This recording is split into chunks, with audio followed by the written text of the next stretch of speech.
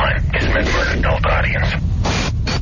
Loveline may contain sexually oriented content. Listener discretion is advised. Adam Carolla and Dr. Drew.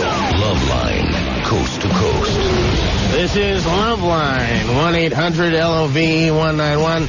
I'm not Adam Carolla, but I'm trying to sound like him. Dr. Drew Pisky is a board-certified meteorologist. Isn't that right, Drew? That's it. Hey, Jimmy, you're sounding altogether too interested, awake, and involved. I'm sorry. Sit back, pick the mic up like this and go, here's the hey. You know what I have an idea, Drew? What do you think of this? I was thinking a heated sofa. Now, stay with me on this.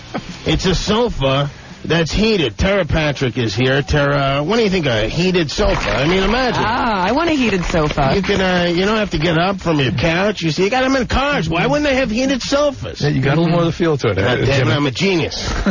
Everyone listen to me. I want you to hear something, Jimmy. This, Anderson. Get the Indian chant here. This is what your buddy, your soulmate, your life partner, my boyfriend, your boyfriend does. He's paid to do this. Listen. He did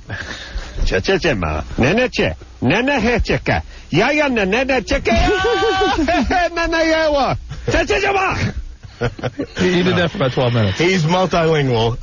Multi-talented. I am Jimmy Kimmel. I'm filling in for Adam Carolla because Adam is on the Howard Stern show tomorrow morning. In the meantime, our guest is Tera Patrick, and Tera is, she's an adult film star. Ow! And also on the cover of Playboy magazine this month. That's you on the right. Yes. Lovely. And you're just on the cover of Penthouse magazine. Right, for their special issue, which was Pet of the Year runner-up. Oh, runner-up. Yes. And are you Big Butt Mama, Rock's toughest girl? That would be me. That's you? No, it's Candy. That says Candy Cane. Oh, I see. I'm not used to reading when I look at these magazines. It's okay. I know it's like when I do a web show every month, terashow.com, and it's so funny. The guys type with one hand. Yeah. So there's a lot of, if you're lucky. types. I like this Penthouse because their slugline, the magazine of sex, politics, and protest.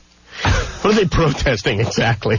The funny thing is if you look at both those photos, the photo of me on the Penthouse was actually the first nude photo I ever took. I was still an RN when I took that photo. Really? Suze Randall spotted me and said, I think I could get you into Penthouse. And I'm thinking, well, I'm not going to give up my nursing career for a TNA career unless I know I can, make it. Right. I mean, you were a real nurse? A real nurse, a registered nurse, yeah. And then you abandoned that to do this?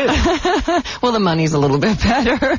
The hours are a little bit better. Wow. Could you Drew, do you have nurses that look like this at the hospital? But it's not that uncommon a history. Who was it? What's the woman that... Nina Hartley. Nina Hartley was a nurse. She was? And so was Shawn Michaels. Yeah. Quite a few people in the adult industry. I can think of about 4 or 5. And then what happens exactly that leads you into the world of adult film? You get tired of wiping old men's asses? Well, and old ladies. No, no. I was very I loved nursing. I really did. I wanted to be a doctor actually, but when I was posing for those photographs, I'd been a fashion model when I was younger, so I had a pretty extensive modeling background. And my dad, who was also a doctor, was like, well, you've got to go to school, because I had dropped out of high school to be a teenage model. Wow. Yeah. Wow. So I went to school in Boise, Idaho, Boise State University. Drew, did you see Tera's vagina? Nice.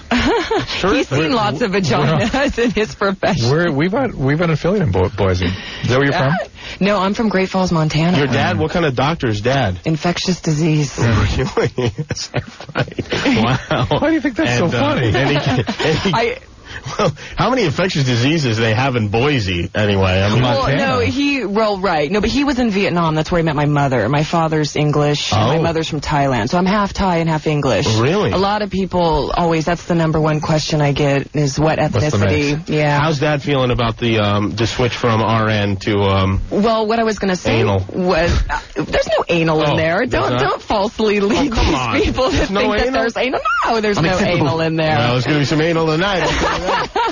No, my dad actually, it was really funny because I told him on Christmas. Oh, that is funny. And actually, the Playboy came out on his birthday. Oh, wow. No, but I told my dad, I said, I'm thinking about, getting into the industry. Yeah. And he said, Well, is this because you really need the money? I mean, do you need to borrow money? What's the deal? He didn't want me to go into the industry with At that. this point, I'm selling the house and just giving it to you. No. Really? He's very supportive. I mean, this has been, in the last 3 years, I've done so well. Yeah. In a short amount of time. I mean, no one's achieved what I've achieved in this business, in 3 years. And I thought... Really?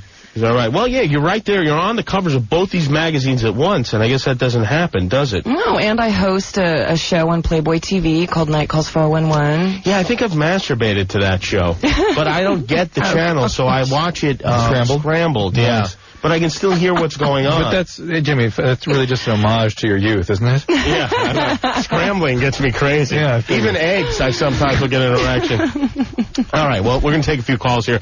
And, Tara, I don't know that you're the person to be giving advice to the kids, but then neither am I. You make quite a team. We're going to let Drew do that. Drew, who do you want to take first?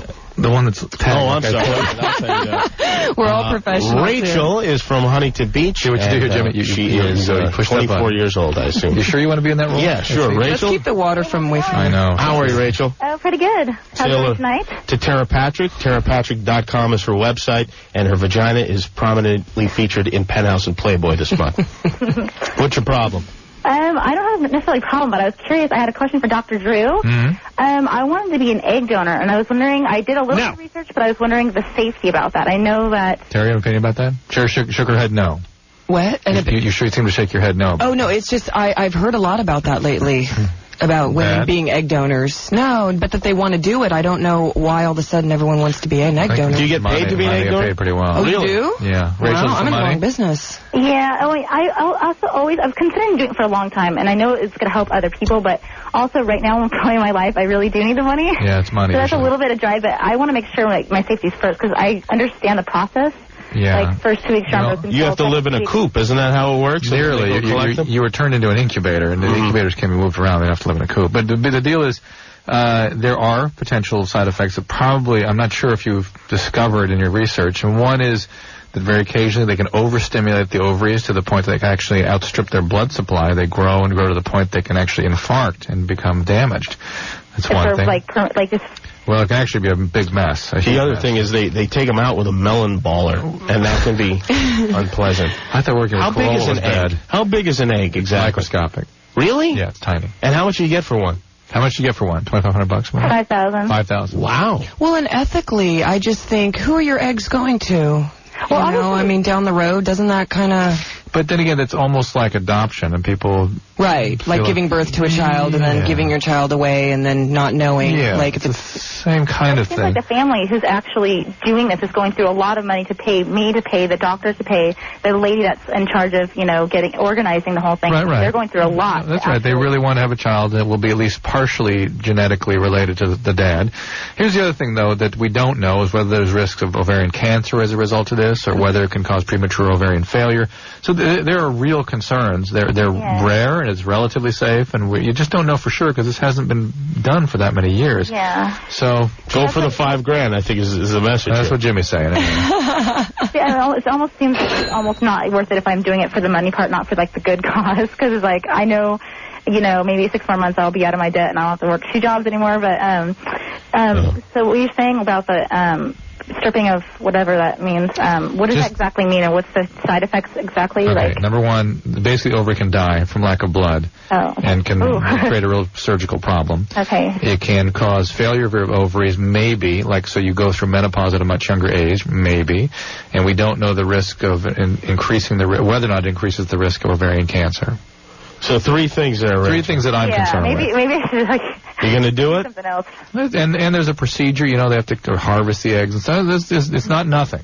It's an invasive procedure. Yeah, it's not. You know what you do? Sell the eggs and get breast implants, right, Tara? No, I'm actually against implants. Oh, you are? Oh. In that case, we'll be ending this. No. So who we have next? John is in Walnut Creek. His girlfriend lives in San Diego, and they keep fighting. Yeah. How far? Where's Walnut Creek? Up in Northern California? Yeah, it's East Bay. You're fighting over the phone? No, over the internet, actually. It's a new world, Jimmy. So, we used to fight by a carrier pigeon in my day. So, you're fighting, how long have you been apart? Well, she went down to school this year. Uh-oh. And Is this his walnut home for her? yeah, it's home. So she went away to college? Right. Who starts the fights? Well, sort of both of us. Here's the fight. Right. I know you're seeing other guys down there. John, I told you. I know you are. I know it. Is that right, John? I'm seeing other guys. No, John. I play both roles. John. Are you suspicious and accusatory? I'm a bit of a jealous guy, yeah. You are. Yeah, and in fact, listen, it just is really difficult to cling to a relationship where somebody's going away to school. And I'm not sure those relationships are really meant to survive. When people go away to school, they sort of need to be emotionally available for their new experiences at school. They need to kind of figure out who they are there with their new set of peers, and if they come home and the relationship works again, so much the better. But in the meantime, just clinging together is going to create a lot of pain for both of you. What you should do is move to San Diego and live in the hall of her dorm room, guarding it with a buck knife. I was thinking about that, actually. Or install cameras in her room. There you go. Yeah. One of those webcams. The relationship. You can make a few bucks. Last caller should know that. She should put webcams in her house. Have her own show. All chicks are doing What goes on your show, this Tera show? Tera show. Well, actually, Tera show is it's a live interactive show that I do twice a month for my fans on my website. Oh, I saw your fans out in the parking lot. Yeah, right. Handsome group of people. Good thing those webcams don't go too late. No, well, the reason why we came up with the show is because unlike a lot of other, performers in the industry, I don't feature dance, which means I don't go on the club circuit like a lot of the girls do. So I don't meet and interact with my fans. Right, and on the web, I can do it safely. To excite those trolls. Yeah, well, the thing of it is a lot of people wonder what we're like outside the pages of our magazines and our videos, and a lot of them, are really curious. Do they get any of that, or is it just you bending over to pick up things? No, first of all, it's not in my house. I would never do that. But no, we shoot it at our studio in Van Nuys at Digital Playground, and I bring guests on my show that are usually in the music industry or in the adult industry. Oh, really? And so they get to, and I interview them. I'm like the Larry King of porn. Are you naked during this? Sometimes. Because Larry does his show bottomless. I don't know if people know. I do it topless. Those suspenders are connected to his nuts. How'd you know? He needs that to hold those babies up. Yeah. Have you done the Larry King, Drew? Yeah. Nice. Adam doesn't tell you anything. You didn't know. Adam doesn't tell me anything. I always ask, too. I want to know what's going on. Are you kidding? Are you kidding? No, I'm telling you. He's If he's not trashing me and heated sofa is me. what he's talking about. Everyone listen to me. Dustin is 25. Yes, Dustin, you were illegally institutionalized for what? For what, Dustin? Well, I was initially illegally incarcerated for attempted murder in the first. That was, I had fired a firearm off in the air one time as a warning shot while I was being attacked by a group of people. Right. We both Oh, my God. Why were you in a group of people with a firearm? Why were you being attacked? Well, Who are these people? I came from a real small town. Right. Well, that explains it. And they turned on him. I was a kid. I was a mama's boy with a bunch of other mama boy friends, and we had nothing to do. So I mean, small town cops had nothing else to do, so they harassed us. Hey, Dustin, why did you fire a gun? Why were you with a group of people that were being aggressive towards you? Well, what happened was I was in my front yard, and it was about 4 o'clock in the morning. I was babysitting my car because they were sabotaging my car. It was my for first God's car. sake, this guy's Where's this town? It's in Lake Alfred, Florida. So you believed that someone was coming after your car? Or him. They had punctured my tires, broke my windshields out. Who did? Why were you even involved with people like that? Well, no, I wasn't really directly affiliated with these people. A rumor got around that me and a friend of mine pushed somebody's car into a pool. Oh. Is this what they do in Florida? Yes, it is. We did cow tipping. Do you have a history of using speed at all? Excuse me? Speed, Dustin? No, I don't use speed. Never? No. What do you use? Well, I used to use marijuana when I was a kid. All right. I was afraid to use anything else. You seem like you're going 100 miles a minute here. Well, I just drank one of those big energy drinks. I work all night long. So. Oh, I see. Okay, what are you calling about? I'm calling about in relation to adverse effects of neuroleptic drugs, such as irreversible tardive akathisia. You don't have tardive akathisia. You mean tardive dyskinesia, right? No. Akathisia. Do you have tardive akathisia? I believe I may have. No. That's a pretty rare, and that one you wouldn't be able to sit still and call us. I mean, that's a miserable condition. Right, I know. I believe I have a mild form of it, where I experience severe inner pain in my stomach and my chest, and I cramp up continuously.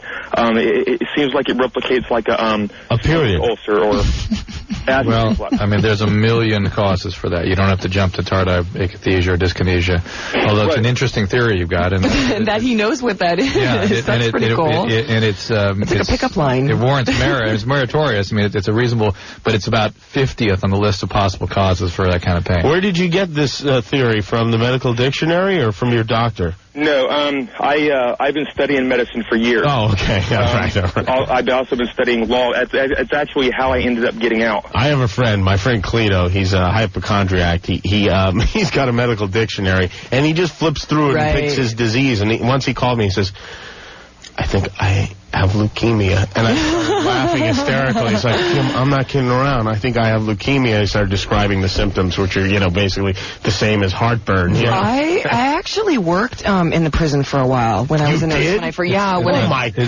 No, wait a minute. Is it 13th floor county? Or Yeah, that's what I worked there, too. And it's funny because a lot of the prisoners and stuff that would come in, I mean, a lot of them, for me, mostly it was routinely like pneumonia, like things like that. Yeah. Just doing like working. Problem erection. Yeah, I would be sick constantly. When I was in my days, it was PCP and a lot of that stuff in the 80s. Drew is a hot piece of ass in prison. I can only imagine what goes on when you walk in. I hear I'm worth like, I don't know, a carton of cigarettes or something. They must have gone crazy when you came into the prison. Oh, yeah, it's really weird because it's these effects in my ear. No, we're not hearing anything. Oh, I think Tara's crazy. Yeah, well, I tell you what, I wouldn't mind doing a little time. Take another call, shall we? Let's see, we have Josh here. Josh masturbates 2 or 3 times a day. Yeah. And you're from Maryland. Josh? Yeah. When do you masturbate? As soon as you wake up in the morning? Pretty much. And then once at lunch? No, I was just thinking about, Corolla talks a lot about masturbation, right? He talks about you, too, masturbation. Yeah, I know. That? All right. Mm-hmm. Just make sure you're aware. I'm all right with that. Yeah. It's no secret. So you're masturbating 2 or 3 times a day and you want to stop, or you think it's weird, or what? I want to know if it's wrong or what's wrong with me. How old are you? 13. 13, wow. I didn't figure the whole masturbating thing out till I was like 17. Well, here's the deal. Josh, you seem to be guilty as though you're doing something sort of wrong with a capital W, like it's something immoral or something. No, there's nothing wrong with it. If you're compulsed to do it and it's making you uncomfortable and you're hurting yourself physically, or you're spending a lot of money, or you can't think of anything else, then that's not wrong, but it suggests that maybe it's something you might want to look into. Well, right now I'm in a bet that I can't do it. Can't do what? That he can't masturbate. You're in a bet. Oh, what is this, a Seinfeld episode you're living in? Is it you can't do it, or you can't continue your pace? Both. It can't be both. It's got to be one or the other. You're saying you have to stop doing it according to the bet? Yeah, For how long? Until we're all out. Until you... Well, Corolla had that.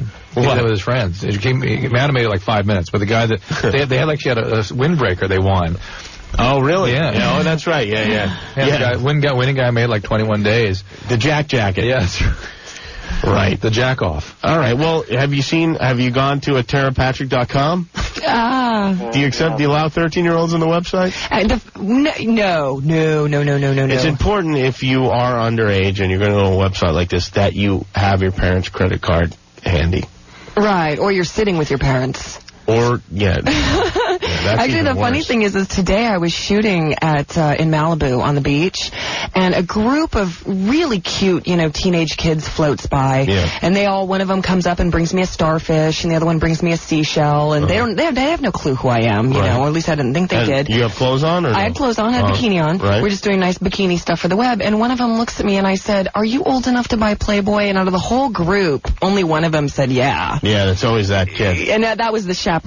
What's the age they have to be to buy it? To buy Playboy? Yeah. 18. I think 18, yeah. Yeah. Yeah, but you get in one of those convenience stores with one of these guys. Right, like an Indian market. You go to the Indian market. Yeah, I'd like to buy a Playboy. Listen, you could have them deported, never mind them checking your ID. Yeah, exactly. All right, who we have here? We have Erica. After having sex, it feels like she has to pee for the rest of the day. Erica? Yeah, Yeah. You're 18 years old? Yeah. All right. How often are you having sex? About a year now. No, how often? Get used to this, Jimmy. Not very often at all. All right. Do you get urine infections very easily? No. Have you ever had one that you're aware of? Not that I know of. And does this irritation just go on for one day? It goes on, it goes on for like one or 2 days. Well... And it's like annoying because you feel like you have to pee and then you go. Could it be a condom type irritation? Or lube? To use lube? Well, the deal is that area, your urethra is right there and getting sort of irritated during sex. Women have those? They have a urethra. Oh, fascinating. Give me this here. Yeah. I'll show you. I got pictures. Yes. I have an anatomic book here. Okay. Yeah, this is. I think actually there's urethra pictures. Normally, this is Well, yeah, yes, Penthouse. Show me where Tara's urethra is here in this. There you go. On this bed. There you go. Drew, where is it? He does not want to look at my urethra. No urethra, but here. Oh, that's no fun. That's here's the vagina. Here's the urethra. Oh, if only people could see this, it would be fun. Yeah, right there. See? Yeah. All right, Joey? All right, I believe you. I'm not accusing you of and during sex, that can get irritated, and you get just what's called a urethritis, which is an inflammation of the urethra, and it can be an infection, like a urine infection. Next time you get that irritation, you ought to see the doctor to see if you're getting infections, because if you are, they need to be treated. Okay. If they go untreated, they can affect your kidney, and it can be a big mess. In the meantime, pack as much salt into your vagina as possible. Oh.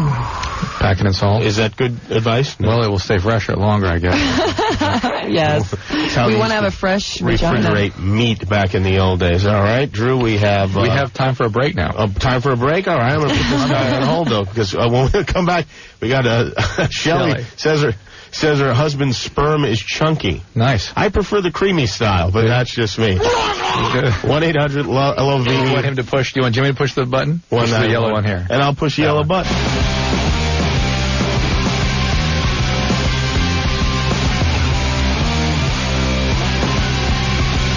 This is Loveline. Phone number is 1-800-LOVE-191. I'm Jimmy Kimmel in for Adam Carolla, who's in New York sleeping right now, I'm sure. Dr. Drew's here. Tera Patrick is here. She's lovely. She's got a website, like everyone, terapatrick.com. And your current movie is called Forbidden Tales. Yes. Is that Tails? No. It's just Tales the regular way. And we're talking with Tera in... during the break, Jimmy took out like a jeweler's loop and was studying my urethra. Yeah. I think it's fascinating because, I don't know if you saw this, Drew, but, in the Penthouse, talking about some of Tera's fantasy, or one fantasy you're longing to fill. I want to be blindfolded and have sex with two men at the same time. I don't want to see. I just want to use my mouth to feel. Unacceptable. Do you have a handkerchief or something? Yeah. We can make that come true right here. Oh, I'll just cover my eyes. How's that? Yeah, that's whatever you want to do. Believe me. And you don't like you've only done 2 movies, which surprised me, in 3 years, and you don't like to do them in the United States? Well... What are you, some kind of goddamn commie? No. The funny thing is working with Digital Playground, the 2 movies that we shot one in Budapest, Hungary, and then we shot one in Maui, Hawaii, and actually one of the sequels we're going to shoot probably in Tahiti, we were thinking. But no, I prefer working with the European talent. With the European male penis? Talent. Yes, I prefer the European penis. They're extremely professional. Are they people you know before you get there, or you sort of pick them ahead of time? No, I pick them ahead of time. It's like an agency. I go to an agency. I meet the producer. Yeah. It's like a dating service. They line up the 10 guys, and I say you and you. Yeah. Are they naked, these guys? Yes. They have to be. They have to get naked, and then our director makes them get hard. How does he do that? On command. They have to do it on command. What do you mean they can't do it on command? Well, then how? Get hard? Well, you have to have. You don't have to. I mean, you're naked. No, I mean they have to. They'll obviously stimulate themselves, but if it takes a guy 20 minutes to get hard, that's not going to work in an adult movie. There's 10 guys getting themselves erect in a room with another man. And then you evaluate them? I take it that's not your scene. This is a hell of a lineup. This is I crazy. take it that's not your scene. This is nuts. So, and their wives come with them. That's what's so trippy. In Europe, that's what's so trippy. Is the funny thing is some of these wives would be like, ooh, I'm so excited you're working with Tera today. And I'm thinking... Really? Yeah. And what are the criteria you use to determine which penis you like? Well, it's really funny because, of course, aesthetically, I go for guys. They've got to be at least 6 feet tall. You know, I do. Yeah, I mean, because you're tall. Because I'm a tall girl, and a lot of the performers that work here in America in this business, they're shorter than me. We were talking about that over dinner tonight. There's like 5 guys that work over and over again, and they're all weird looking, and they've all been humping on video since I was like 9 years old. The same guys. Yeah. I guess when you get in that spot, you fight to keep everybody out because you're having sex with women for a living. And not everybody can do the job. There's a lot of guys that come in thinking, oh, I can have sex in front of a video camera. It's not that easy. You've got a crew, you know. It's and the most important shot, of course, is the very last shot, which we call, you know, the money shot. And a lot of guys, I mean, if you've been doing it for 2 hours, sometimes you can't. You can't do it at 1 minute. Oh, you can't? No. Well, I specialize in short films. That's my thing. All right, let's talk to some people here. Shelley, her husband's sperm is chunky, Shelley? It's chunky? Well, it's lumpy. What do you mean it's lumpy? Well, he had to get a sperm test done. Yeah? Because we've been trying to have a baby for over a year now. Have you checked the expiration date? Sometimes that's what it is. Now, this is the tapioca sperm. Really? Tapioca. Yeah. You know about this? No, this is not an uncommon thing. Some guys have little sort of gelatin remnants. Yeah, that's what it is. And they said he had a skin cell irritation. Yeah, sometimes be a little infection. Sometimes it's nothing. Well, they put him on medicine. Yeah. And what had happened is it ends up giving him pain because of taking this medicine. No, that was you giving him pain. What was the medicine? Cycles. Bobby, what was the medicine? Doxycycline. Oh, that's great. Put him on the phone. No, doxycycline did not give him. That's just an antibiotic. I like that he's whispering it to her. They're concerned that, like I said, sometimes it can be infection, but usually it's nothing. But see, he had to retake the sperm test again, and it's my gynecologist that prescribed this. And was there a change? Well, he hasn't got the results back yet. He had to take it today. No. Tara, have you ever encountered a man with chunky sperm? No. Or a weird penis. Like, I've heard my best friend Sam Phillips and we were talking about different shapes because she said, you know, she was like, wow, I'm sure you have to work with some weird penises. You do a good Sam imitation. Yeah. And I'm like, no, honey, actually I don't. And she was telling me one time she went home with a guy whose penis looked like a hammerhead shark. Yeah. And I was like, what? I mean, no. I have actually an infamous story of I met a guy, a gorgeous rugby player, took him home, and his penis was 3 inches, and I told him, I'm sorry. Long? Yes. Hard, erect. That's no good? I said, I took a cab. I left him. Sorry, Jimmy. Really? Yeah. You did that? That's a terrible thing. I know, but the whole point of it was why was I going to put him through the physical, you know, Never mind the physical. What about the mental? I know. I apologized to him on my show. You could never apologize to anyone. That is I made him cry. That was the worst part of that. Are you kidding? Because he had a small penis. Oh, my God. I would have given this guy a hand job. That is terrible. That's one thing that I won't settle for is I can't, you know, I'm sorry, I don't get any physical pleasure from a small penis. But come on, take one for the team, won't you? I have 2 holes in my penis. 2 holes? Yep. You have phimosis? You know, Drew, I had that operation on my penis to, make the hole bigger. Yeah. Right? Yeah, I have to have it again. That's not because you have 2 holes. No, I got 2 holes. You have phimosis. Well, I don't know what I have, but it's healed in the middle where it's not supposed to. So I have the one hole that pees right directly into the toilet, and then I got a hole number 2 that goes right onto my shoes. Yeah. So you have a septated. What do you think of that? That wouldn't bother me. That wouldn't bother you? All right. But now you're gonna have these spikes put in, the graduated. No. Now I actually am having another procedure. Operation. Procedure. Yeah, I was the one that started that whole thing for you, wasn't I? Yes, you very did. Proud. You kicked that off, and it's been going great ever since.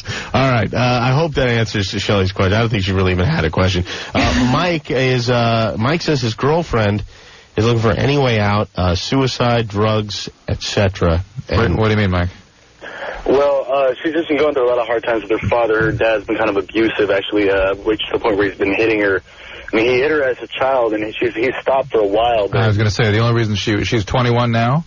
No, she's 18, but tonight she called me in a panic, crying because... But still, the only way she would tolerate that kind of crap is if she had been sort of victimized earlier and rendered someone who adopts the victim role very well. I mean, she does. I mean, believe me, I study psychology. She falls exactly in every category. Why don't you get her to move in with you?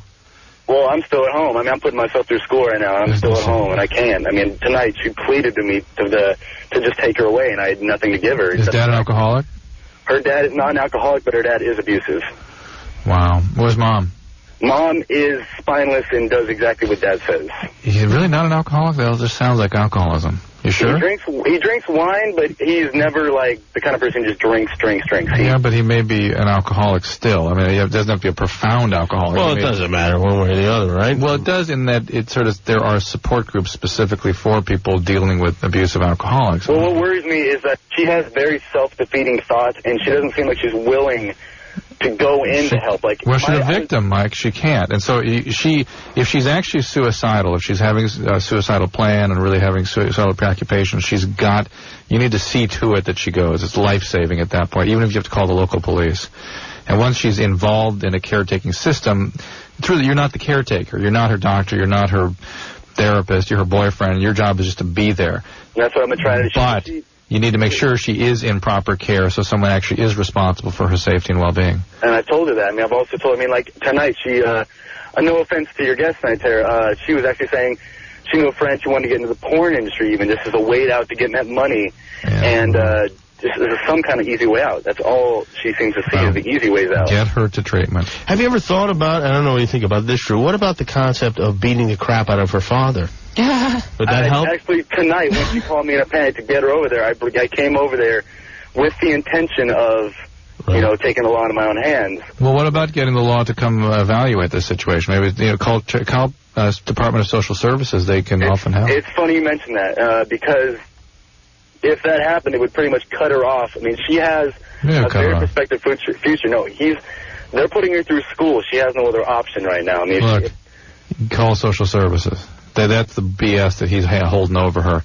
She's not going to get cut off. That is BS. He's going to jail. She has called on him before. He has a record. I see. Well, her mom, but tonight he said to her, if you call, I'll make sure my wife, to the end, denies everything. And his wife will. And that's why it's a hard situation. I mean, I'm not sure what... I would still call DPSS. It sounds like they're creating a lot of obstacles that shouldn't necessarily be there. I mean, it seems like at the very least for a short period of time while it gets figured out, she could be able to stay either with you or with a friend or somebody to get out of the house for a while. Get out of the house, not a bad idea, because it is a dangerous situation. And believe me, it's not as though social service has never dealt with a manipulative, abusive person. This is their standard, this is their bread and butter. And this is also her father, too. So that's why it's such a hard situation. Well, it's going to affect her. One thing I do want to ask you, Dr. Drew, from a psychological perspective, I've been trying to show her that her getting to her future, her finishing her school is very important. It should be her top priority, because then she can have a life for herself. Well, it's her ticket out. You know what I'm saying? But to get out in a way that's more gratifying to her, that'll mean more, as opposed to her getting out on the street now. Yeah, but Mike, she had her self-worth is in the toilet. She has no esteem. And not only is in the toilet, she is sort of has been formed into a victim. That's her sense of self as a victim. And that's sad truth. Yeah, and so the only way she really validates self is through reenacting that victim role. So what would you recommend that I do? That I would call social services. I would tell them the whole story, have them formulate a plan with you, and you've got to find a way to get her some treatment. Next time she mentions suicide, the police should cart her to a hospital and get her in for help. Okay? I'm not sure. I'm never sure how serious she is. Well, one of these times she's going to try something, and you're not going to be a judge of it.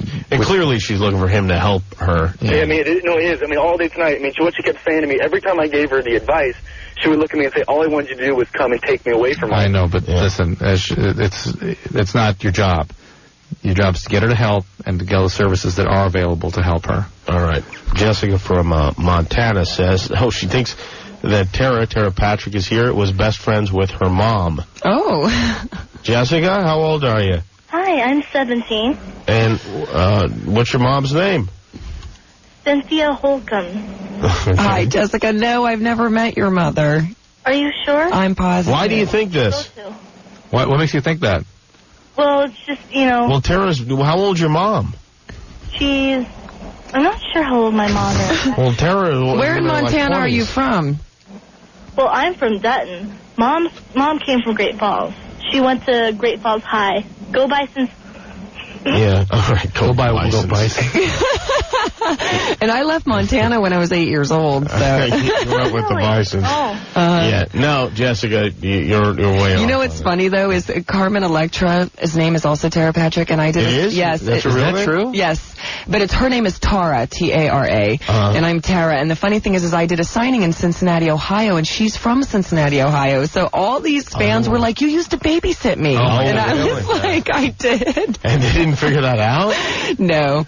But, I mean, it was pretty funny. How was that? John Paul is... No. I get the wrong one? Or is it time for a break? It's time for a break. All right, well, then let's take one since it's time. I think we all need one. Yeah. Well, I'll drink an energy drink. You're doing a good job getting that Corolla attitude going there. Yeah, I know. I'm already losing my... sit back in the chair. Pick the mic. Christ, Drew. These callers, these screwball callers. Come on. These people. Kill yourself. Kill yourself. Do us a favor. God damn, why don't these people just kill themselves and save us all the trouble? All right. Hey, you ballless fags, just kill yourselves, would you? I got nervous like he walked in the room and heard me making fun of him.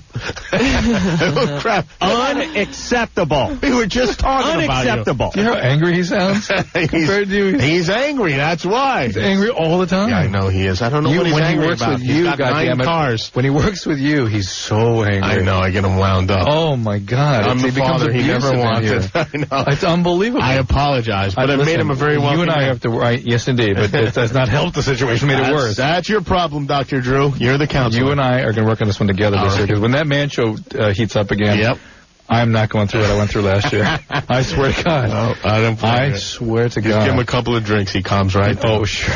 1-800-LOVE-191 is the phone number. It's Loveline. Tera Patrick is here. Jimmy Kimmel in for Adam Carolla. We'll be right back.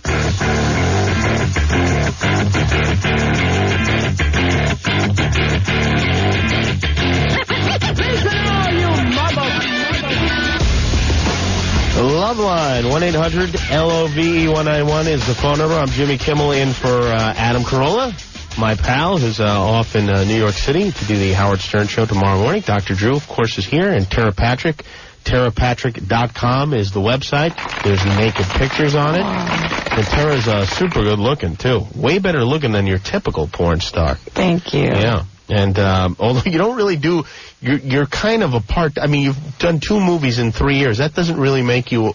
I don't know that you're technically a porn star yet. I think you have to do somewhere in the neighborhood of 80 before you get that. I better get cranking then.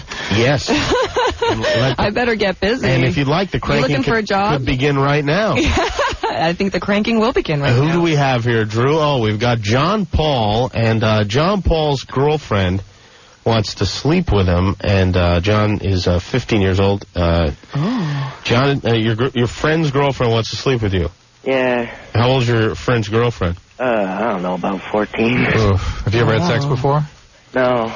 Wow. Okay, so you're a virgin, and it's it's a good friend? Yeah. It's your best friend's girlfriend? Yeah, and I've liked this girl for a while. Yeah, but that doesn't make it okay to do this. When I was John's age, I had a friend named Jesse. He was a good friend of mine. But lately something had changed, and it was hard to define. Jesse had got himself a girl, and I wanted to make her mine. Yeah. Are you with me on this? Yes, I am. And I was watching her with the... No, all right. You guys have no idea what I'm talking about. Song. Yeah, Jesse's girl. Right. We're all dating ourselves. Is your friend's name Jesse, John Paul? No? No. All right. John Paul, my whole don't do this. It violates... You lose your friend. This girlfriend is chaos anyway. But from his point of view, I have to say... Of course, from his point of view, it's like... From his point of view, he's never had sex. Is she good looking? Yeah. Yeah, or else we wouldn't even be having this conversation. He's liked her for a long time. He was a get away pig, you know. But she's 14. Yeah, he's 15, though. And he's 15. What kind of a 14-year-old is this diabolical? That's the point. This is a 14-year-old that's going to be trouble. And she's breaking up a best friendship, and she's with someone else but monkeying around with this guy. Don't do it, John Paul. You're going to be very unhappy. And yet, he is going to have sex with her. Yeah. Yeah, I know. No matter. Why'd you call? Because you want to video it? He wants to post about it. He wants to tell somebody. Does anybody know about this? Yeah, a couple of other friends. How do they know? All of Los Angeles. How do they know about it? Well, she actually kind of wanted to have a big get-together thing. What do you mean a big get-together? Like watch me bang John Paul get together? I don't don't know. She came up to me one day. She's like, "Oh yeah, I'm thinking of having a group of guys over. We're all gonna have sex." I'm like, "Oh, John Paul." Oh, whoa! She wants to have sex with his whole little league team. Boyfriend. All right, I don't buy that for a second. Right? Pretty bogus quality. We all get together and have a little sex. It does disturb me though that there are a lot of young girls that engage in really promiscuous. Well, it's sort of considered normative now to be having oral sex at 14, 15. Yeah, which is bizarre. Sorry, Jimmy, that you missed that window. I didn't even. I missed that word. that women, that people, female on male oral sex is sort of no big deal. In fact, I was talking to a group of teenagers last week, and I said, "Come on, the baseball diamond has changed since I was in high school. Yeah. Lay it out for me." What is? Yeah. Well, first base is making out. Second base is touching everywhere. Right. Oh, third base is oral sex, and fourth base is home run. Wow. What was oral sex in the old days? What base? Something well after. Yeah. It's like something, as Adam says, something James Caan did in the grotto or the Playboy Mansion and nobody else. I got it was something came much. It was almost considered. Listen, there were states. Many states in those days had laws that made it illegal to. Oh, they still do. There's still a few. Texas, I think, is one of them. Yeah. Yeah. Because that doesn't go on in prison. That's where they want to throw you. And it's really funny because I consider myself really conservative, like compared to a lot of straight people. Well, people assume because that I do adult movies that I must be really whacked or, I must engage in huge orgies, which is not the case. Oh, no. I don't live like a rock star. Right. Did I just ruin the fantasy Jimmy's for you? disappointed. Yeah, that's not the kind of thing. Listen, don't go out of your way to tell people how normal you are. She likes to have sex with her fans. That's the message. That's right. Nick is in Hollywood. Nick, you're a ketamine user? Yeah. What's ketamine? Special K. Special K. Ketamine is ketamine. It's a cat tranquilizer, I think. Why call that? Well, it's actually a human. It's what's called a dissociative anesthetic. We still use it in adolescence a little bit, but it's an anesthetic. And as such, can have all kinds of complications, including stopping your heart and your breathing, and it can be a real mess. Well, and what's weird is I was reading the back of a Playboy foldout that had a bunch of drugs and their negative side effects, and it didn't have anything under it. Well, why ketamine is something that's just beginning to be studied as an illicit drug, a drug of abuse. Yeah. I can tell you, I've treated a number of ketamine addicts, and it's yeah. Wow. Yeah, it's a tough. It's not an easy drug to get addicted to, but it's a tough drug to stop once you become addicted. And the people I've dealt with, and this is just my own observations, is they seem to have a lot of mood disturbances. I don't know how long they last, whether they're lifelong or not, but they seem like almost bipolar when they come out. This is very similar to what GHB does, and there are some GHB, gamma hydroxybutyrate, is another sort of rave drug that people are using. I'm not really into raves. But these are both drugs that can cause this problem. And then personality changes that are subtle but definite. I mean, it's not the same person. This guy doesn't sound like he's got such a good personality. Maybe a change would be in order. Yeah, maybe it could, I don't think it could hurt. Well, but he does smoke. Maybe it's a good thing. He does smoke a little pot. What I really wanted to, because, how much is... Just don't do it, you idiot. Do you need to do that? Why do you need to do that? Yeah, well, I don't know. I don't need to do it. All right, well then don't do it, because it can't possibly good. It's not going to make you good at math. It can possibly kill you. Or good in bed. The real problem with ketamine is that you can really have a major problem, suddenly. And it's I don't understand those, people that apparently they really are giving things thought, and he really seems to be weighing his options of whether to do it or not. Just don't do it, because it's not good for you. You have the odds are that you could die. Okay, but the problem is there is some practical reason to get into a car, because you have to go to work. You have to, you can't just relax and have a couple of drinks or something. Well, yeah. Yeah, right. Am I behind? I didn't know that all these drugs were available. How did they get a hold of it? No, drug dealers. That's what drug dealers are. Oh, really? I noticed that Dr. Drew... So you go to your drug dealer and you... is also in this Playboy magazine with Tera Patrick. I had no idea. And he's got a huge penis. Yes. Astounding. Wow. Well, I could have told you that. Actually, this is my favorite Playmate by Dr. Drew Pinsky. My favorite is Dorothy Stratton, because she had an angelic, otherworldly beauty. Unfortunately, Dorothy didn't stay with us long. I'm drawn to people in pain. And I instinctively knew that this woman was suffering. I felt a connection. What the hell is that? I don't remember who I said. I don't remember who I said that to. That is a paraphrase. People in pain. That staple in the middle of the centerfold, that doesn't hurt them, right? That does not sound like my That words, does not sound like you, no. But that's, And yet, there it is in writing with your face saying old picture. I'm drawing all the brown hair there. Drawing to people in pain. All right. What do you think of that? Break. Are we going to have to go to break? Yeah. Oh, all right. Well, that's then. 1-800-LOVE-191 is the phone number. If you want to call, we got some good calls on hold. This guy, Kyle, lasts only 2 minutes in the sack. Oh. We'll come back with Tera Patrick and make fun of him. This is Loveline.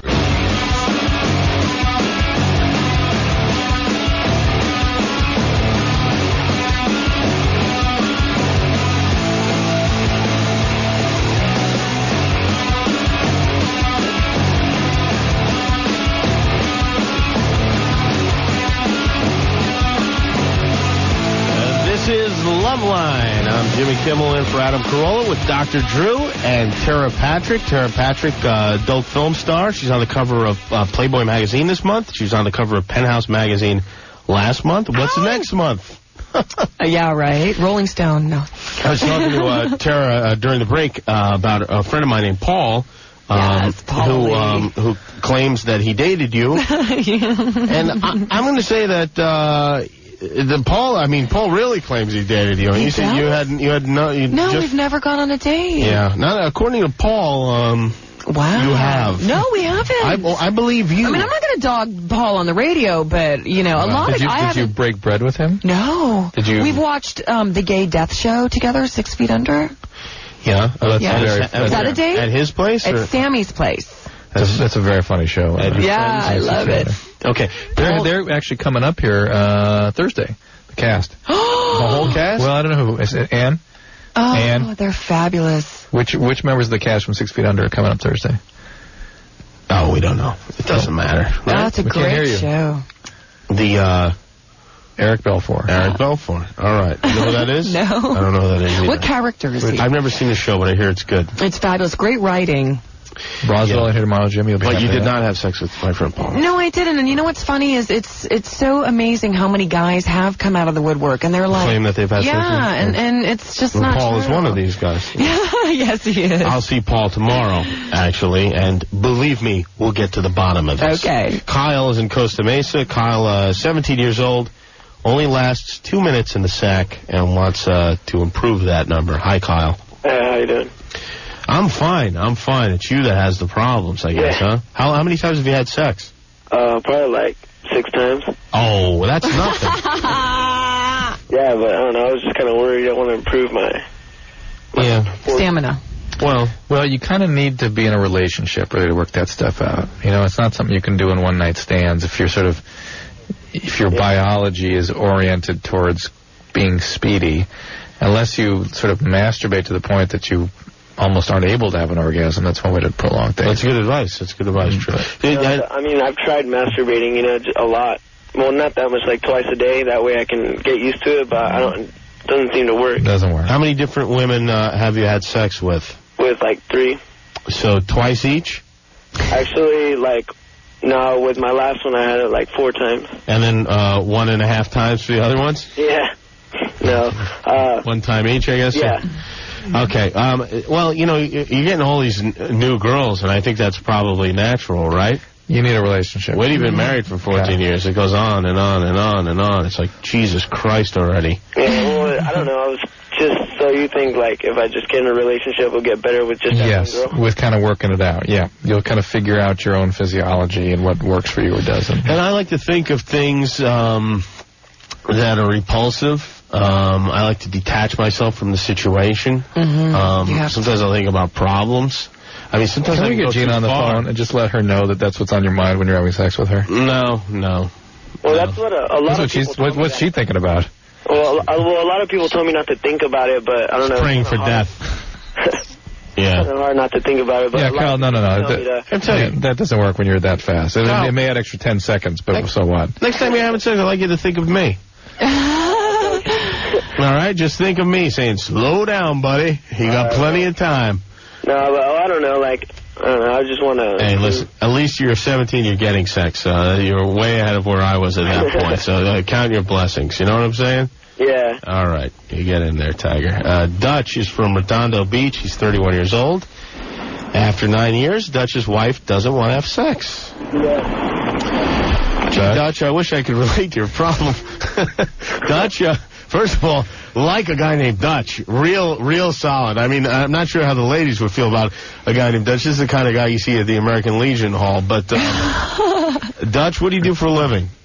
I work with computers. Okay, a computer guy named Dutch. That I wouldn't have guessed. That's not your real name, is it? Yeah, it is. It is? Wow. Yep. All right. And you've been married for 9 years. You used to. When did the sex stop? Well, I had a kid in 98, and after that kid, it's pretty much stopped. Has she been depressed? My wife? Yeah. No, not really.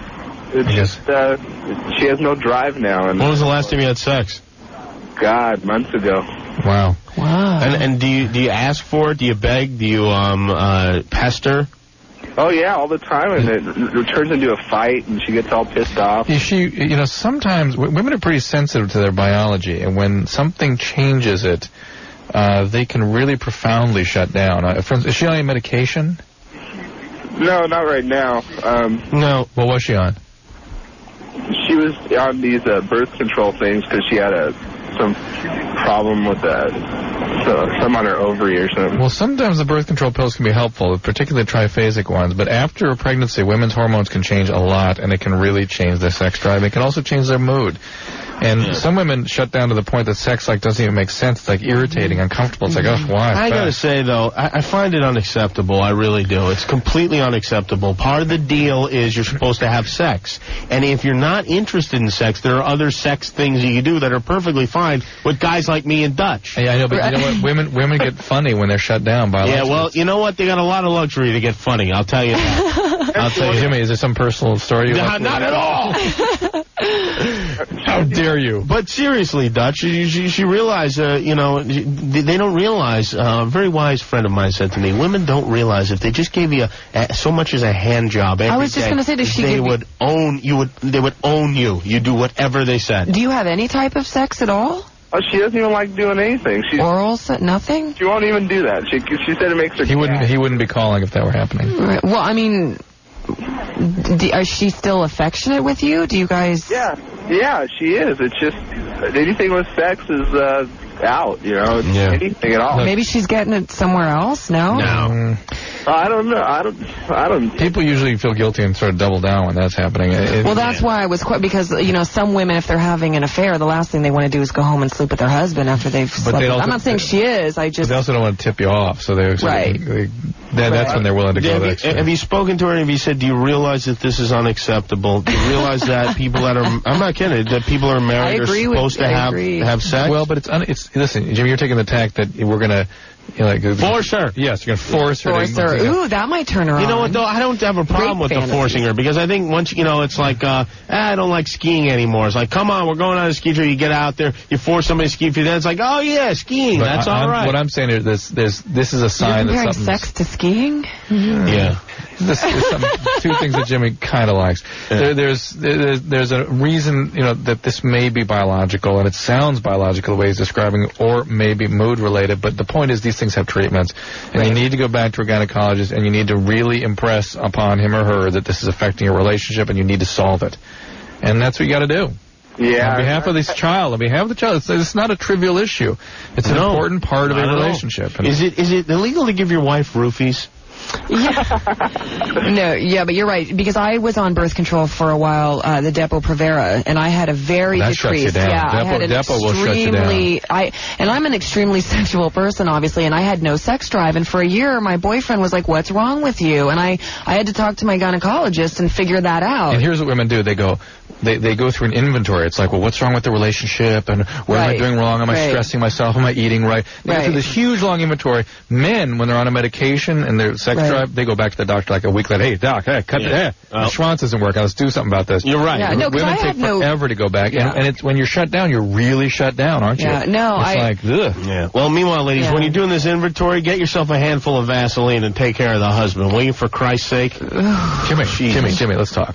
All right, we'll talk. Now, on one hand, you're saying you wish Gina would not have a sex drive and not be willing to have sex with you. Who's Gina? I don't know what you're talking about. No, but I agree with you. I'm trying to help the callers, Drew. I think sex is, I always tell girls, I think that women should always be sexually available if they're in a relationship. Yes, Absolutely. or a guest on a talk show. Yeah. Wait, because that's what men kind of want. But isn't that kind of unrealistic, though? No. Honestly.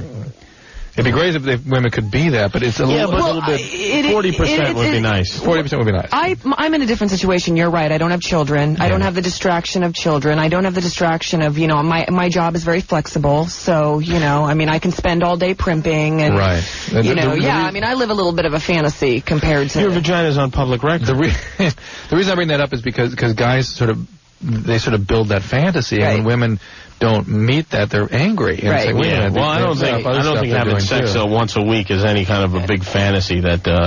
Once a week is fine. It should be in the prenuptial agreement. That's all. Saul is from Idaho, and they won't let Saul in the dance class because Saul is a homosexual. You're gay. Is that correct, Saul? Yes. Oh, come on. Are you for real, Saul? Well, I kind of go both ways, but I'm attracted to girls. Yeah. But I'm not really accepted. He's bisexual. You really talk like this? This is what I need to get to the bottom. It's kind of been a habit, but yeah. Yeah. When did you start talking like this with that? 8. 8 years old. Why do you think that is? Why is that? Why does that happen? Why is this a way for gay people to identify each other to one another? Why does this happen? Saul, do you have any theory on that? Probably watching the Rugrats. Oh, this is bogus. Just hang on. I have a lot of gay fans. That was a good But this is a question I've wondered, too, is why can you identify the vocal qualities of someone that's gay why did and they be right? Why did they do that lisping? It's not, feminine. Really, women don't talk like that. But it's the same thing as what Adam and I do with women that have been sexually abused. We can identify in their voice. There's things that happen developmentally that reflect vocally. And if you notice, guys even that speak like Spanish or other languages have that lisp in Spanish. Weird. It's a weird thing. And maybe the penis just affects the tongue. Tim is calling from Hawaii. The exposure to penis. And Tim's 24 years old. He's been dating for 2 months and wants to know if he should make the move to have sex. Wow. How old's your girlfriend there, Tim? She's 22. Mm-hmm. And 24. Is there any reason, any mitigating factors that would prevent you, or? I just haven't. I haven't been with too many women. I haven't had really any girlfriends at all. Have you ever had sex? I have, yes. How many times? Once. All right. Oh boy. And are you serious about this woman? Yeah, I like her a lot. I'm falling in love with her. Well, what's the closest you've gotten to having sex with her? Not even. I mean, we've kissed, French kiss or whatever. I would bet, unless she has got some issues here, that she's expecting you to. Yes, she probably After is. 2 months? Yes, I would think she'd be kind of frustrated or worried that you're not moving along. Does she ever come to your apartment? 24-year-old. Does she ever come to your apartment? Yeah, I mean, we hang out all the time. She kind of came off of a rough relationship, though. Yeah. Here's what I would do. Here's my advice to you. She comes over, you excuse yourself, go to the bathroom, you come out completely naked. and let the chips fall where they may. Yeah. Right, Tim? That'd be probably a good one, huh? I'd go right away, wouldn't I? Do you have to have sex right away with this girl? Or it's been 2 months. I mean, when you're kissing her and stuff, do you put your hands on her and do those natural things that... It's not mostly the sex, I just want to be a little closer to her, You just, you make out with her. Have you gotten into her bra or anything like that? No. All right, go for a little light stuff and see how that goes, right? Yeah. I don't think it's unreasonable. Unless she stops you, kind of keep moving. Keep going. Yeah. She'll let you know. if she's uncomfortable with it. Yeah, and if she is, there's something wrong with her. I mean, come on, they're in their 20s. They've been dating for 2 months. She can't let him cop a little feel. Yeah, but she came out of a rough relationship, and we don't know what. It's not Tim's problem. Greg is calling from Kentucky. He's a 24-year-old. He works at a Subway sandwich shop. He's 6'2", 450 pounds. Well, so wait, Subway doesn't necessarily mean sandwich. Could be a Subway. Well, he's in Kentucky. I don't think there's any Subways in Kentucky, Drew. No. You work at the sandwich shop, right? Right. And you claim to have a 2-inch penis? 2 or 3. Yeah, how do you know at 450 pounds how long your penis is? How was that? It wasn't me. You're a Jared story waiting to happen, aren't you there, Craig? Hopefully. Wouldn't that be great? Do you eat the Subway sandwiches? Yes, I do. And are you losing any weight? I have lost a couple pounds since I started working. How many sandwiches a day are you eating? Just one. Wow, that's it? 6-foot sub. And what kind of subs do you eat there? What's your... turkey or a club. And do you have mayo on that? No, sir. Okay, I don't like mayonnaise. You'll lose. Well, Craig, here's the deal. Have you always been that overweight? Yeah. There's a possibility that if you lost a couple 100 pounds, that your penis would not only appear bigger, but you actually could become bigger. Your estrogen levels are very, very high when you're fat. Like the adipose tissue produces estrogen. Let me ask you another question, Joey. If you were like, let's say, like, you know, when you twist up a balloon animal, you get a poodle, and you squeeze the poodle's head, and then the tail gets really big. Yeah. If somebody were to squeeze his midsection really hard, would his penis possibly... He could try that too, yeah. Blob out and get bigger? That, I'm sure it would get pretty big after that. Yeah. So, Craig, lose the weight, and your whole system will change. Start exercising, and that will raise your testosterone levels. Getting rid of all the adipose will lower the estrogen levels. And I got to tell you, take pictures of yourself and video yourself through this whole thing, because you'll make $1 zillion on this goddamn Subway commercial. They make up a song about it and everything. Look at Craig, he had giant pants and now they're much, much smaller. His penis is longer. Could you imagine if Subway I'll star in the commercial. A guy's penis to be longer? Never mind the losing weight. People would topple McDonald's in no time. Yeah, that could be the penis story that finally been waiting for. Maybe Tara would accept me. I would like to be your manager. You see, all the guys with 3-inch penises now are sort of shaken by your story. Well, I know I'm not the only woman that feels this way. Right, I know. Yeah, Craig, I would like to handle your career. And Jimmy? Yeah. When are you going to take me to Beavers? To what? Beavers? Oh, that's it's a bit we did on our show. Tonight,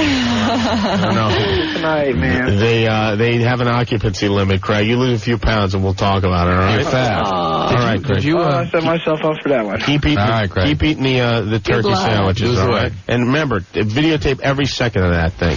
Did you go to the Olympics at all? I did not, no. I was at the Super Bowl in New Orleans, and that was plenty for me, believe me. I need to stay home for a while and try out. Well, I don't think Salt Lake City would have been too crazy. Would have.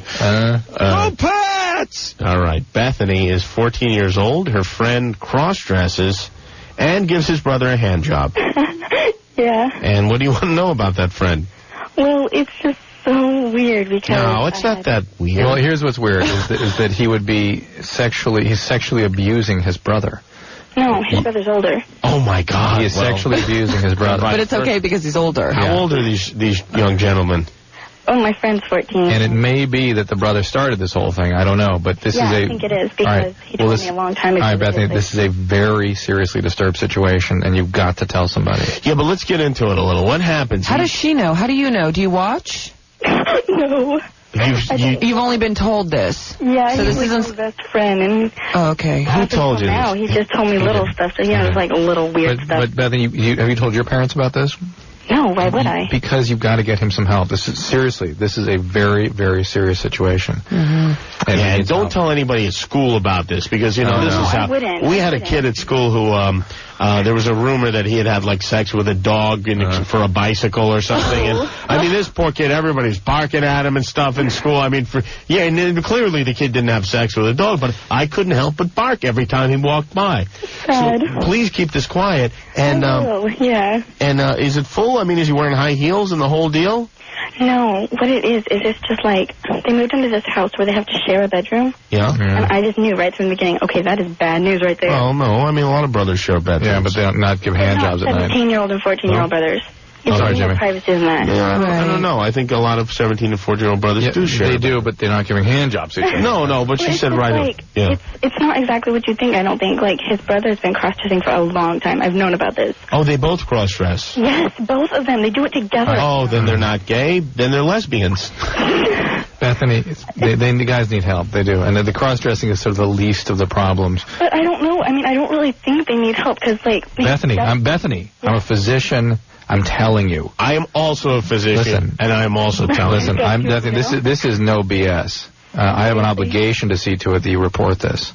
But to who? You got to let some adults know about this so they can do what they got to do. I would talk to your parents first. Your parents? And then maybe they could do some intervention. My parents love him. They want me to marry him when I grow up. Well, let me give you a helpline. But they need to be clued in to what he's doing. Ready? 800. Write this down. Okay. Get out of bed. All right. 800 brother 540-4000. 4,000? Yeah. And call them and talk to them about this and let them guide you through this. But this is someone who needs help. And if you don't help him, you're doing him a very grave disservice. And you're the only one really at this point, unfortunately, that knows what's going on. No, actually, someone else knows. Who else knows? My friend. We were all talking, and it came out of nowhere. If there's a school counselor you can talk to, someone write a letter to Penthouse. Someone adult that has some ability to get help to him. That's where you got to go. You really think this is like that big of a deal? I mean, I know Bethany, that it's like different, and not everyone does. Bethany, Yeah. They're giving each other hand jobs. Do you think that's normal brother behavior? No. Okay, that is seriously disturbed behavior, and it needs to be dealt with. Okay. But what could an adult do though? Seriously, like all I would end up doing is making my friend hate me. No. And I mean, what could an adult do? Can treat him to see to it that he gets some sort of help. Well, some therapy for the trauma of having been sexually abused by a they're not sibling. going to arrest these kids. Yeah. This is a situation that is, and if you don't do it, the earlier it's done, the better it is for him in the long term. If you don't do it, you're really condemning him to a lifetime of hand jobs, of problems from this. I was wondering what was going to come of this. It's not good things. Not good things. It's how people become emotionally disturbed. It affects their development. It affects a lot of things about their character structure. And it makes them unhappy many times permanently. They make bad choices in their relationships. You've heard we deal with it all the time on this show, right? You hear about Adam talking about the gift that keeps on giving when kids have been abused. Well, and there's obviously something deeply psychological that's, behind both of that could affect. Well, usually what happens is an adult sexually abuses one of them, and then one comes back to the home. Because his father is abusive. But all right, well, there you go. that. Listen, and he needs help with dealing with an abusive father. Just that. Yeah. Something that should. It's not like they're going to come in and put a sign up on his garage door. This guy gives his brother a hand job. I'm sure you don't know. They'll deal with it discreetly. Or maybe they will.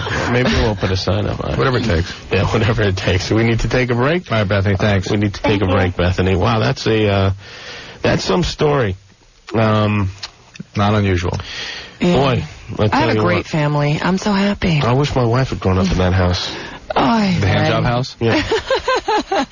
Hand job Could house. make her a verse of the hand jobs. Helping people. Helping hands? Time to give your brother a hand. Well, actually, I had two sisters come on my show, and they got freaky with each other, and I thought, this is very strange, and they were twins. Yeah. How old were they? About 24, 25. Had they been doing it since they were kids? I don't know. I didn't get into their history, but I could tell by how they were on my show, the things that they were doing to each other, that obviously they've had this relationship for a long time. Good boy. Well, some girls just like to show off. All right. Jimmy Kimmel in for Adam Carolla. Tera Patrick is here. Dr. Drew will take some more horrific calls when we come back. The show's getting dark. 1-800-LOVE-LOVE191. This is the Loveline. Oh, we're on the air, kids. It's Loveline. Phone number is 1-800-LOVE-191. I'm Jimmy Kimmel for Adam Carolla. Adam's in New York. He's doing Howard Stern tomorrow morning. Dr. Drew is here. Tera Patrick is here. Tera's website is terapatrick.com. Her current movies, Forbidden Tales. Well, tell us about the plot of Forbidden Tales. Well, Tera. Forbidden Tales, we shot that actually in Budapest, Hungary. So the scenery is really amazing. I don't know if you've been that's what people care about. Oh, yeah, look at the scenery. I better wipe the screen off so I can see it. Well, the scenery's important. Yeah, the scenery's sure. important. Yeah. But no, What happens in this movie? I have sex with really hot guys. Do you? And is it a montage type thing where it's like each is a different fantasy, or? Pretty much, yeah. And then throughout the whole movie, I'm narrating to someone I'm narrating to a 1,000-year-old man, basically about my escapades that I had in Budapest. It's unnecessary, really. We don't need the narration in the films. I know these guys go, these directors get very fancy and all this stuff, but we just want to see you naked and doing some stuff. That's what I think too. Yeah. I mean, my favorite. Although I do like a little lead up. I like a little something happens, like, oh, come on in, and oh right, ding dong, let's go get the bell, and it turns into a gangbang. Like, oh, pizza delivery. Right. Ooh, you're cute. Come in here. Right. Did you bring the pepperoni? That's what I like. I like food in my porn. But my movies they're catered more towards couples. I mean, I don't. Yeah, they're catered towards but couples. let's not kid ourselves. The only couples that are watching this are women men and their penis. No, some women like it. It's really nasty sex, but I mean within reason. I always like to say that I don't do anything that I wouldn't do either in my personal life, or I don't do anything that's particularly degrading. There's a lot of porn out there that people. I always say different streaks for different freaks. I like my movies to be. That's what I always say. I have that bumper sticker on my car. All right, let's talk to some of the young people. Ray is from Fresno. He's an average-looking guy with a 7-inch penis and wants some advice on how to get into pornography. And I'm going to throw that one to you, Tara. How does Ray? Hi, Ray. How are you? Okay. Wanted to say hi to Tara and hi, Dr. Drew and HB. Calling all nerds. Calling all nerds, huh? That was the ghost of Adam speaking. Tara, how would Ray? How would a 30-year-old man who's you've not had any porn experience, have you? No. Okay. How would this guy go about getting into porn? Well, gay porn specifically. Oh, gay porn. Well, that's a whole other genre. No, I don't think so. Are you really interested in getting into the business? Oh, yes, I am. For financial reasons or just fantasy or? Ever since I was young, I've always liked it, and you've always liked porn? I guess that's not. I mean, porn. I mean, have you ever fantasy? Have you filmed yourself having sex? Oh yeah, with my girlfriends and. Are your girlfriends? Girlfriends. Oh, wow, more than one. You one of those guys? A lot of the guys in porn have ponytails, which I find really, really disturbing. Me too. Yeah. Cut that good, right? off. Do you have long hair? No. Actually, the easiest way for a guy to get into the industry is you have to kind of be attached to a hot girl. Most guys that shop themselves around most companies won't just, because they won't just, if a guy goes to Vivid, per se. Guy wants to, right, exactly. Yeah. So what you need to do is, I would I'd say maybe find a girl that would be interested maybe in shopping around with you. Problem is, these guys have all seen Ron Jeremy, so they figure they've got a chance. I can get in there, yeah. Ray, what do you do for a living now? Oh, sorry. What do you do for a living now, Ray? I'm a manager of a store. What kind of store? Fashion store. Fashion store, but you know what I mean, as in... a fashion store. Not a fashion store, All right, that's what I need to hear. He's a fashion store manager. Albert is 17. Yeah, Albert takes an hour and a half to, ejaculate. What's wrong? No, you tell us what the story is, Albert. Well, I don't know. It's just when I'm having sex, it's just... You have a regular girlfriend? Not at the moment. How about when you're by yourself? It takes me at least 20 minutes. And if you're when you've had a girlfriend in the past, is it... Nothing changes. It still takes me a while. Well, if you go to terapatrick.com, your time might be cut in half. That's a hell of a plug. You know what? It's 11:30 right now. Let's put Albert on hold. Do you have a computer there, Albert? Not available right now. My internet's down. I know where Jimmy was going with this. Well, I was just trying to give him some aids Jimmy was going to see if he could do it before the end of the show tonight. I think you should be using the term "give him some aids." You have been there. Sexual aids. And still, it took you. It actually took me about 25 minutes. about half an hour, something like that. Well, I gotta say, you know, it can be a blessing if you're with the right person. Some women, half hour to hour just means ouch. Yeah. See, that's the thing. I know. It doesn't only just take, and sometimes it'll take even longer. I understand, and if you're with the right partner, that may be a good thing. If you're with someone who doesn't like that, it's impossible. Right. And so it's something you're gonna have to sort of work with. And it's a mixed. It's a mixed. It's deal. a mixed blessing. It's like the too big a penis too. We get many more calls here about women being uncomfortable because their partner's too big. Yes, I've been actually calling you. I'm sure, Jimmy. I'm sure. All right, thank you, Albert. Let's see, who do we have here? Oh, number 2. I lied too. That's Julie from San Jose. Julie's interested in anal sex. Isn't there poop in there? Oh, wait a minute. Julie is 14 years old? Yeah. Why are you asking us this? I don't know. I'm like curious because As soon as the diaper comes off, they go right for the anal nowadays.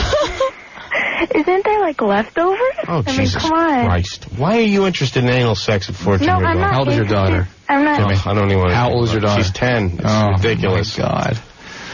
Well, I'm not like interested in having it. I was Oh, you're like, just curious about yeah, it. I'm like really curious. There's poop in there. Of course there's poop in Yes, there is. That's where I keep mine. So like if a guy takes his penis out, it'll smell bad too. Yes. Listen, you're That would be 14 years old. I don't even. It's a good idea to wear a condom if you're doing something like that. I have another question. Yeah, what is it? Yeah, it's actually sort of for Tara. And what's it called? I was actually like thinking about Playboy, like when I'm older though, like after 18. And like how do I get into that? Listen, you know what? Why don't you, Jesus Christ, why don't you finish selling your Girl Scout cookies and then you start thinking about this stuff? Yeah, no kidding. Nuh-uh. Pops Kimmel here. Wow, that's terrible. That's really, it's terrible. We had our garage filled with Girl Scout cookies tonight. Did you do the Girl Scout pickup tonight? No. Well, no, I'm not in the Girl Scouts anymore. I graduated. Oh, sorry. I was never in it. No. Well, I was going to say, when you're 18, if you still feel the same way that you feel now, then contact Playboy. Okay. I mean, when you're older, you know, I mean, obviously, at 14, you don't make the same decisions at 18, so you might feel differently, but, you know, think long and hard about it, and when you're 18, it's something you want to do. Yeah, or just shoot your father in the head. Either one, whichever one. Do all the girls have to all like get plastic surgery and stuff to make their bodies look good? Yes, you do. Yes. No. No. Yes, in fact, I recommend you have it. No. Hey, Drew, you have it? Would your daughter selling those Girl Scout cookies? That, and we were sort of the you're the clearinghouse? Yeah, we were the clearinghouse for the truth. For God's sake. Well, if you want, I'll buy some off you tomorrow. 3,600 boxes in our garage. 3,600 boxes? Yes. Isn't that insane? Would you be upset if your daughter posed for Playboy? Yes. What do you think? You would? Yes, I'd be upset. Of course. Would you be upset? Playboy. Oh, come on, Drew. Of course you'd be upset. Yeah, I probably would. Why would you be upset?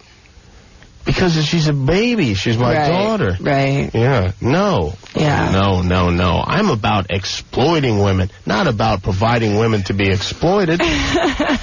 All right. Paul is in San Francisco. She appeared in the trampoline. No, she's not allowed on the trampoline on the man show. She watched the man show. She's not allowed to watch the man show. See what I'm saying? She's not allowed to do anything. Paul wants to know how he can escape the friend relationship. 19 years old, one of those deals where you're friends with a girl and you're in love with her. She has no idea. Actually, she knows. Believe me, she knows full well. She chooses to ignore it. So that she doesn't have to have that uncomfortable thing. Yeah, friend is because she doesn't like you that other way. It was weird because I think of myself as a really charismatic guy. And I don't want to sound cocky or anything, but I can talk to these girls really easily. And eventually it just drifts where, it doesn't really seem like she's interested. And this happens all the time. Like, I'm not saying, I've been with girls before, but... I always find it bizarre when people overestimate their appeal. Well, why do you think you're so charismatic? What is it about you that leads you to believe this? Isn't it weird that people do that? That to me is like... Well, people go either way on it. They either go... say they also can go the other way. They're all right, and they think they're nothing. I'm not saying I'm great or anything. Like, I'm not very aggressive sexually, you know what I mean? I'm just curious, so do you have a lot of girls that are interested in you, or what leads you to believe that you're a very charismatic guy? I've got character, I mean... Yeah, but why would you be surprised that someone might just want you for a friend? And listen, if character meant you get chicks, Danny DeVito wouldn't have had to marry Rhea Perlman. Okay? All right. That's true. I mean, I'm really not a cocky person. That was sort of it was just bad wording. Yeah, I don't know what you're talking about, but basically what I'm just saying is I can talk to girls pretty easily. Like, I'm not really scared of them. Yeah. And like I'm a sweet guy. I'm a gentleman, and I talk to them. But I don't know. It just is frustrating because I don't seem to be able to get to the relationship level. Well, I don't think anybody has the answer to this question. If I did, God knows I wouldn't. You're asking what makes people match up and be attracted to each other, and that's a complex issue. And it's not just appearances. It's not just ease in conversation. There's a million things variables that go into that.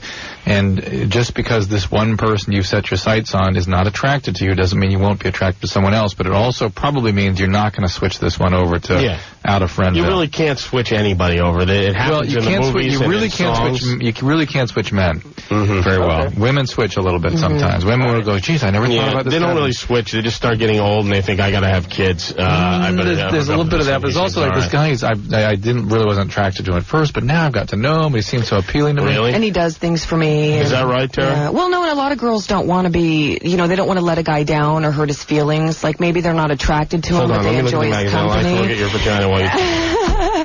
No, I mean, it's true, though. There are a lot of girls that, unfortunately may not be attracted to a guy, but may like him because he does things for her, or they have maybe a good friendship, and it always happens where, the guy falls in love, and you don't want to let him down, you don't want to hurt his feelings. But those relationships don't last very long, do they? No, I mean... Yeah, it's got to be a little more than that to sustain a relationship. Right. No, but it sounded like that's what his problem is he tends to set his sights on women that probably are either out of his league or that, Interesting. Just want to use... When you were a nurse, did you ever take care of anybody in their, you know what I'm saying? No. No? No. I fooled around with a few doctors, though. You did? Yeah. Really? Yeah. Yeah. That's excellent. I had a crush on this Indian surgeon forever. Ever. Yeah. And I tried to pull... I was in the treatment room with him once, and I was, talking with him and flirting with him, and he was getting really sweaty. Yeah. So I followed him out to the nurse's station. He ran out for a slurpee. He ran away, so I ran after him. So we're at the nurse's station, and I was like, well, do you want to come over and have dinner with me? And he was really like, go back to your nurse's station and go back to your job. And he... Wow. Was he married or girlfriend? Yeah, he was married. And actually, I ended up working for his wife at another hospital 6 months later. She's a nurse? She was a nurse in charge of ICU. You knew you were married, and yet you were so hot for him you didn't care? Well, I have like a daddy thing. He was older, and I looked up to him. He was like a mentor to me. Yeah. You know I'm 65 years old? Thank you. All right. I love older men. Who do we have next? We gotta go to break. Oh, we have to go to break? God damn. All right. Well, this is good. You know what we'll do? What? I wonder if we should do this on the air. That a friend of mine, Paul, who claims he dated Tera. Let's call him. Yeah, let's call him. We must call him. Let's call him and clear this up. Phone number is 1-800-LOVE-191. I have Paul's phone number on my cell phone, and we'll be right back with Loveline.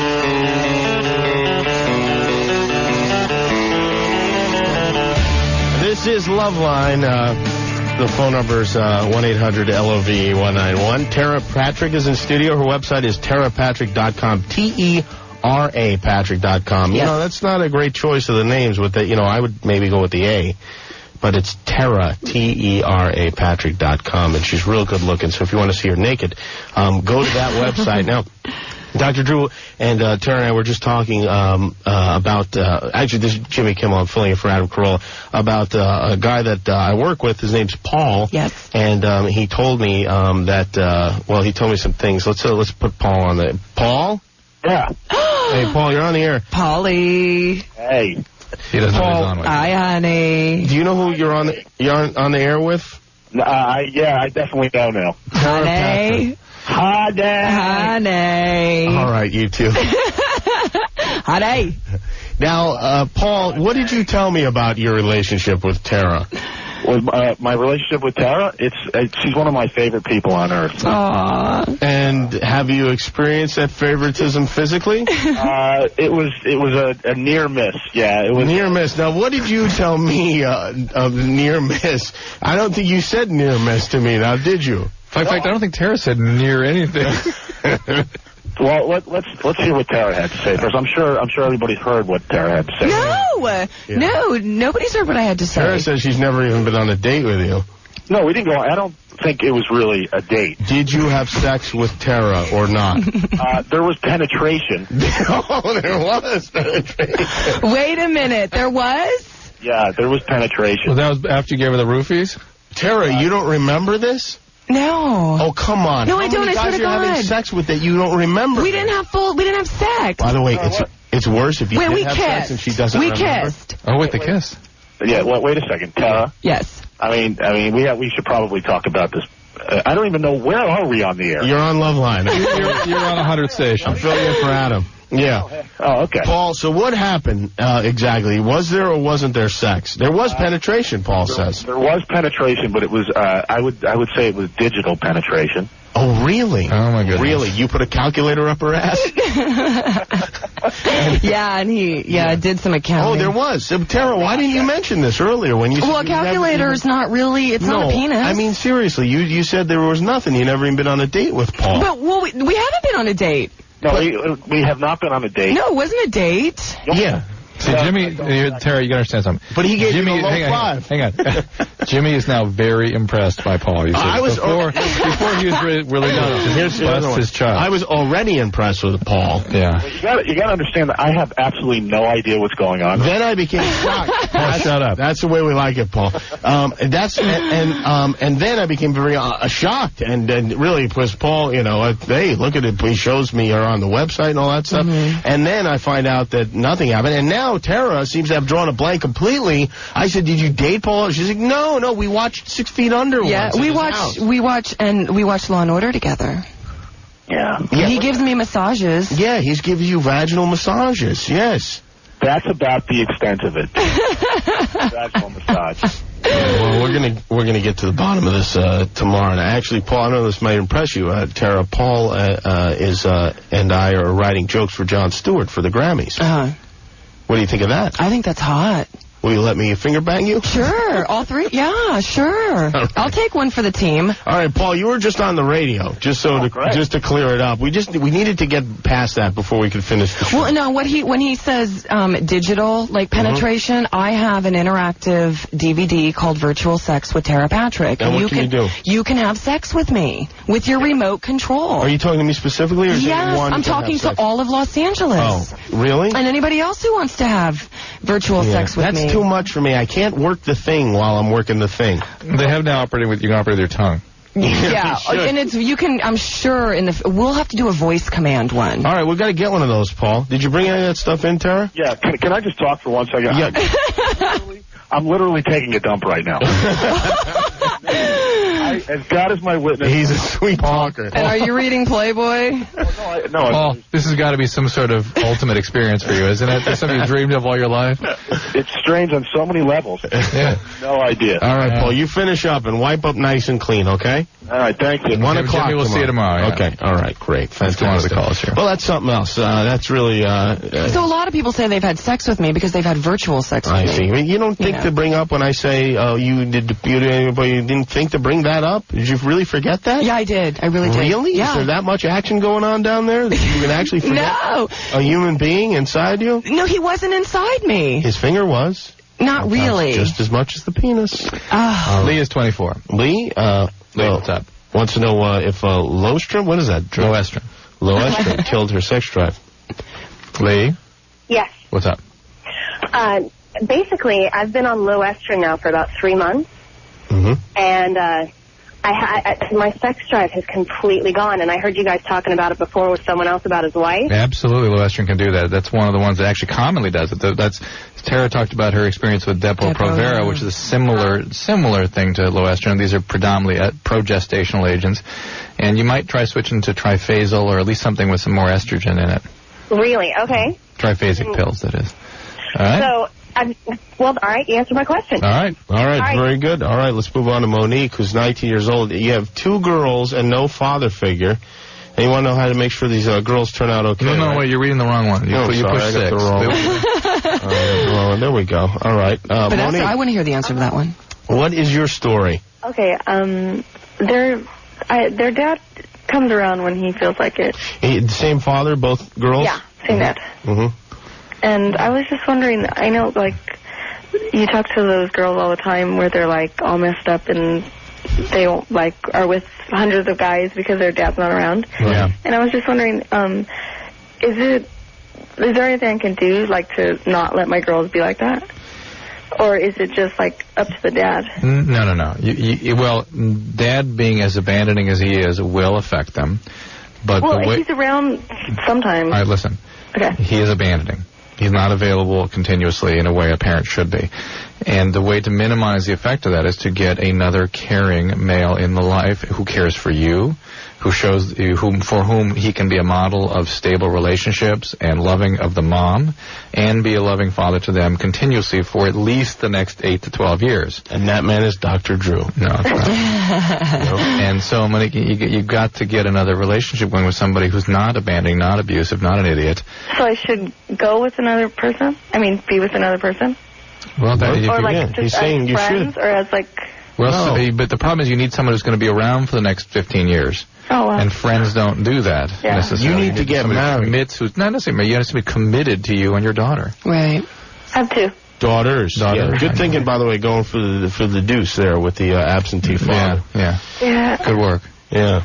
Well, what are you going to do? You did it, and, I'd also recommend that you have the girls watch the Man Show, because I think that Adam and I can act as father figures in that kind of surrogate fashion. It's on at 10 o'clock Sunday night at Comedy Central. Oh, yeah, I've seen it. Also, I'll put them on Tera Patrick. Jeez, which reminds me, I was in the hospital and somebody brought in the video of that Assaholics things we did. Yeah, you were funny in that. One of my prouder moments. That was good, right?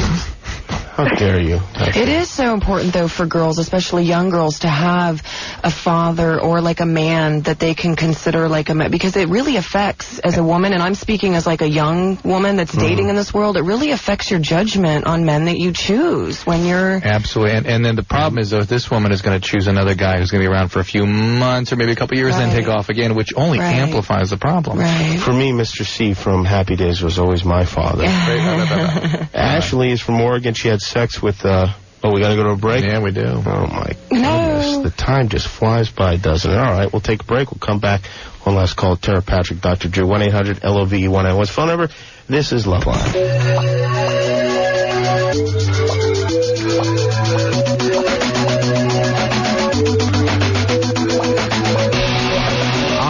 This is Loveline. I'm Jimmy Kimmel in for Adam Carolla. And Jimmy, it's been a pleasure. I'm so relieved to have you here. I know. I'm relieved Me too. to be here. And tomorrow night you're here again. Yeah, I'll be here again. Tera Patrick will not be here, but I wish you were going to be here. Her website is terapatrick.com. She's on the cover of Playboy magazine. She's on the inside of Playboy magazine. You can actually see her insides in Penthouse magazine. Oh, my gosh. That's fantastic. I don't know how much time we have left, Drew. We got like 5 seconds. 20 seconds. I had a blast. I had a great time. Well, it's a lot of fun. It's a lot of fun to find out that there are people that are much, much more perverted than you and your callers. Yeah, no, I meant. She's talking about Paul. I'm not talking about. Wow, Paul is really humiliated. And believe me, I'm going to make his life. And you know the inside story. That's it, kids. That's all for Loveline. Good night. This has been Loveline. The opinions expressed on this show are not necessarily those of the staff, management, sponsors, or this station. The producer for Loveline is Ann Wilkins Ingle. Loveline is a presentation of Westwood One Entertainment.